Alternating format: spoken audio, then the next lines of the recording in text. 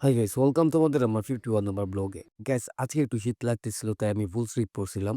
কিন্তু full sleeve পরে বাসা থেকে বের হওয়ার আগেই আমার গরম লেগে যায়। তাই আমি আবার সোয়েটারটা গেঞ্জি পরি। আর গাইস, আজকে আমার একটা বেল্ট কিনতে হবে কারণ আমার বেল্টের অবস্থা একদম ১২টা বেজে গেছে। আমি এই বেল্টটা ৳১৮০ দিয়ে কিনে প্রায় ২.৫ বছর থেকে পরতাছি। তাই চিন্তা করতাছি এটারে কোনো মিউজিয়ামে রাখার জন্য। এনিওয়ে তারপরে আমি বাসা থেকে বের হয়ে ২ নম্বরে কেটে চাই কারণ ওইখানে অনেক বেল্টের দোকান আছে। আর আমি সেখান থেকে আজকে বেল্টটা কিনবো। সো ১ম এ আমি একটা আমার পরিচিত দোকানে যাই। আর সেখানে গিয়েই আমার এই বেল্টটা পছন্দ হয়ে যায়। তারপরে আমরা কোমরের সাইজ মেপে কেটে-কুটে ফিটিং করে দেই। কারণ আমার কোমরের সাইজ অনুযায়ী বেল্ট পাওয়া পসিবল না। তারপর সেখান থেকে বেল্ট কিনে একটা পন্স কিনতে আসি। কারণ আমার পন্সের অবস্থা বেশি একটা ভালো না। আর আমি সবসময় স্লিপার পরি তাই এবারও ভাবতেছি ক্রক্স কিনবো।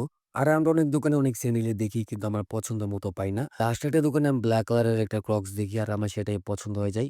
আর আমি সেটাই দামাদামি করে কিনে নিয়ে আসি। স্যান্ডেল কিনে আমি খানপুরে আসি। সেখানে গিয়ে চা খাই। দেন একটু আড্ডা দিয়ে বাসায় চলে আসি।